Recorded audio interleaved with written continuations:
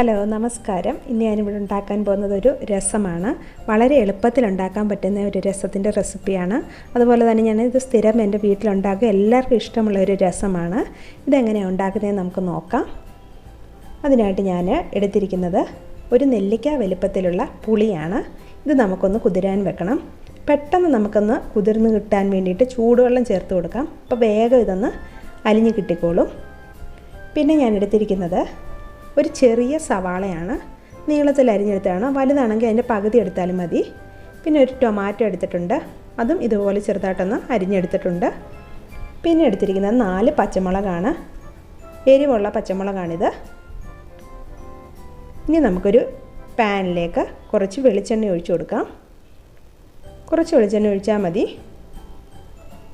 ഇനി ഇതിലേക്ക് 1/2 ടീസ്പൂൺ കടുക് ഇട്ട് കൊടുത്തിട്ടുണ്ട്. ഇപ്പോൾ കടുക് പൊട്ടി വന്നു. ഇതിലേക്ക് 2 വറ്റൽമുളക് ഒന്ന് മുറിച്ചിട്ട് കൊടുക്കാം. അതിനുശേഷം അരിഞ്ഞു വെച്ചിരിക്കുന്ന സവാളയും പച്ചമുളകും കൂടെ ചേർത്ത് കൊടുത്ത് ഒന്ന് ചെറുതായിട്ട് വഴറ്റിയെടുക്കണം. ഒരുപാട് വഴണ്ട, ഒരു സ്ലൈറ്റ് ബ്രൗൺ കളറായാൽ മതി. ഇപ്പം വഴണ്ട് വന്നിട്ടുണ്ട്.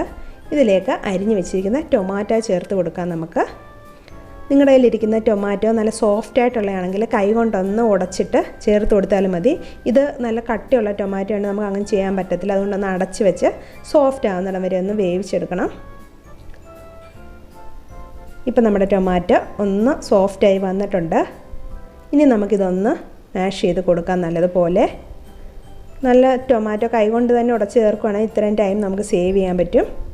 അപ്പോൾ ഇത്രയും ഒന്ന് ഉടച്ച് കൊടുത്തിട്ടുണ്ട്. ഇനി ഇതിലേക്ക് 1/2 ടീസ്പൂൺ മഞ്ഞൾപ്പൊടി ചേർത്ത് കൊടുക്കുകയാണ്.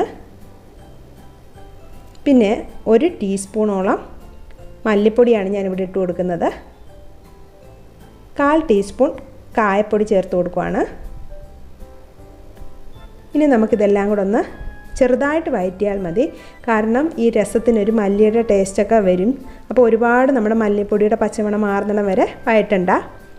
അപ്പോൾ ചെറുതായിട്ടൊന്ന് വഴറ്റിയാൽ മതി. അതിന് ശേഷം നമ്മളെടുത്ത് വെച്ചിരിക്കുന്ന പുളിയുടെ വെള്ളം ചേർത്ത് കൊടുക്കാം. പുളിയുടെ വെള്ളവും കൂടെ ചേർത്തിട്ട് നമുക്ക് ഈ അരപ്പെല്ലാം കൂടെ ഒന്ന് മിക്സ് ചെയ്ത് കൊടുക്കാം. നല്ലതുപോലെ എല്ലാം ഒന്ന് മിക്സ് ചെയ്ത് കൊടുക്കുക. ഇനി നമുക്കിതിലേക്ക് വെള്ളം ചേർത്ത് കൊടുക്കാം. ഞാൻ 3/4 ലിറ്റർ വെള്ളത്തോളം ചേർത്ത് കൊടുക്കുന്നുണ്ട്. പിന്നെ ഇതിലേക്ക് ആവശ്യത്തിന് ഉപ്പ് ചേർത്ത് കൊടുക്കാം. ഉപ്പോട് ചേർത്തിട്ട് ഇതിൽ ഉപ്പൊന്ന് മിക്സാക്കി കൊടുക്കുക നല്ലതുപോലെ.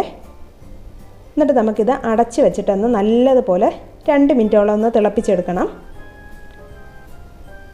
ആ സമയത്ത് നമുക്കിതെല്ലാം ഒന്ന് ചതച്ചെടുക്കാം. 1 ടീസ്പൂൺ കുരുമുളക് എടുത്ത് ഒന്ന് ക്രഷ് ചെയ്തെടുത്താൽ മതി. ഒരുപാട് ഇട്ട് പൊടിക്കേണ്ട, ജസ്റ്റ് ഒന്ന് ചതച്ചാൽ മതി. ഇതുപോലെ. പിന്നെ 1 ടീസ്പൂൺ ജീരകം കൂടെ എടുത്ത് ചതച്ചെടുക്കുക.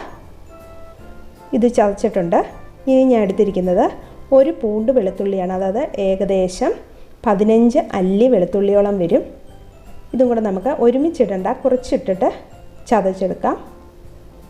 അതുപോലെ തന്നെ ഈ 3 ഇൻഗ്രീഡിയൻസ് ആണ് ഇതിൽ മെയിനായിട്ടുള്ളത്. അതുകൊണ്ട് ഇത്ര അളവിൽ തന്നെ നിങ്ങൾ എടുക്കാൻ ശ്രദ്ധിക്കുക. ഇതെല്ലാം നല്ലതുപോലെ ചതഞ്ഞ് കിട്ടിയിട്ടുണ്ട്. ഇപ്പം വെളുത്തുള്ളിയും കൂടി ഇടുമ്പോൾ ജീരകമൊക്കെ നല്ലതുപോലെ ചതഞ്ഞ് കിട്ടിക്കോളും. ഇപ്പം നമ്മുടെ രസം നല്ലതുപോലെ 2 മിനിറ്റോളം നല്ല തിളച്ച് വന്നിട്ടുണ്ട്. ഇനി നമുക്കിതിലേക്ക് ഇപ്പം നമ്മൾ ഇതിൻ്റെ ഉപ്പും എരിവൊക്കെ ഒന്ന് നോക്കുക. അപ്പോൾ എരിവ് കുറവാണെങ്കിൽ അതനുസരിച്ച് കുരുമുളകൊക്കെ ചേർത്താൽ മതി. ഇനി ചതച്ച് വെച്ചിരിക്കുന്ന ഇതിലേക്ക് ഇട്ട് കൊടുക്കാം. ഇതൊന്ന് ഇതിലേക്ക് നല്ലതുപോലെ ഒന്ന് മിക്സ് ചെയ്ത് കൊടുക്കാം. അതിനുശേഷം ഞാൻ ഇതിലേക്ക് ഒരു ചെറിയ കഷ്ണം ശർക്കരയും കൂടി ഇട്ട് കൊടുക്കുന്നുണ്ട്. അപ്പോൾ ഇതിലെ എരിവും പുളിയും ഉപ്പും ഒക്കെ ഒന്ന് ബാലൻസായി കിട്ടും. പിന്നെ ഇച്ചിരി മല്ലിയിലയും കൂടി ഇട്ടിട്ടുണ്ട്. മല്ലിയില ഇല്ലെങ്കിൽ കറിവേപ്പില ഇട്ടാലും മതി. ഇതെല്ലാം കൂടെ 1 മിനിറ്റ് കഷ്ടിച്ചൊന്ന് തിളച്ചാൽ മതി. കാരണം ഇതിൽ ഈ വെളുത്തുള്ളിയും ജീരകത്തിൻ്റെ ഒക്കെ ഫ്ലേവർ ഒന്ന് ഇറങ്ങാൻ വേണ്ടിയിട്ട് നല്ലതുപോലെ 1 മിനിറ്റ് തിളച്ചിട്ടുണ്ട്. നമ്മൾ ചതച്ച് ചേർത്തതെല്ലാം നല്ലതുപോലെ വെന്തിറങ്ങിയിട്ടുണ്ട്. അതുകൊണ്ട് തന്നെ നല്ലൊരു രസത്തിൻ്റെ മണം വരുന്നുണ്ട്. ഫ്ലെയിം ഓഫ് ചെയ്യാം. അപ്പം വളരെ എളുപ്പത്തിൽ ഉണ്ടാക്കാൻ പറ്റുന്ന നല്ലൊരു രസമാണിത്. അപ്പം നമുക്ക് പ്രത്യേകിച്ച് തണുപ്പൊക്കെ ഉള്ളപ്പം ത്രോട്ടിന് ഇറിറ്റേഷനൊക്കെ ഉണ്ടെങ്കിൽ വെറുതെ കുടിക്കാനും നല്ലൊരു രസമാണ്. അപ്പം നിങ്ങളെല്ലാവരും ഒന്ന് ട്രൈ ചെയ്യുക. ഇത് തമിഴ്നാട്ടിലൊക്കെ പോകുമ്പോൾ ആ സൈഡിലൊക്കെ കിട്ടുന്ന ഹോട്ടലിൽ നിന്നൊക്കെ കിട്ടുന്ന രസത്തിൻ്റെ ഒരു ടേസ്റ്റാണിതിന്. അപ്പം നിങ്ങൾക്ക് എൻ്റെ വീഡിയോ ഇഷ്ടമായെന്ന് കരുതുന്നു. Thanks for watching. ഇനി ഞാൻ നല്ലൊരു വീഡിയോയുമായി വരുന്നതായിരിക്കും. ബൈ.